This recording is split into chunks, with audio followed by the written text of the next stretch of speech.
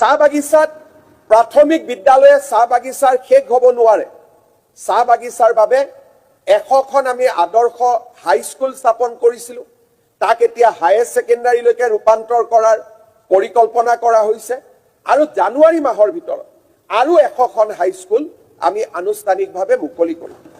চাহ বাগিচাৰ হাইস্কুলত প্ৰতিগৰাকী অধ্যক্ষৰ সৈতে বছৰত এবাৰ শিক্ষামন্ত্ৰী ডাঙৰীয়া আৰু মই সাক্ষাৎ কৰোঁ আৰু নিৰন্তৰভাৱে চাহ বাগিচাৰ হাইস্কুলসমূহক আদৰ্শ হাইস্কুললৈ ৰূপান্তৰ কৰাৰ প্ৰক্ৰিয়া আজি দ্ৰুত গতিত আৰম্ভ হৈছে। কেইদিনমান আগতে মই নিখিল বড়ো ছাত্ৰ সন্থাৰ ডেলিগেশ্যন এটা সাক্ষাৎ কৰিছিলোঁ। তেওঁলোকে মোক কৈছিল আমাকো আদৰ্শ হাইস্কুল লাগে। মই ৰণোজ পেগু ডাঙৰীয়াক সুধিছিলোঁ যে আদৰ্শ হাইস্কুলটো তেওঁলোকে ক'ৰ পৰা পালে। তেতিয়া মোক ৰণোজ পেগু ডাঙৰীয়াই কৈছিল টি গাৰ্ডেনত আদৰ্শ হাইস্কুল হৈছে, তাৰ কাৰণে এখেতসকলেও আদৰ্শ হাইস্কুল দাবী কৰিছে। অৰ্থাৎ চাহ বাগিচাৰ আদৰ্শ হাইস্কুলবিলাক আজি আন 10টা জনগোষ্ঠীৰ বাবে প্ৰেৰণাৰ প্ৰতীক হৈ পৰিছে।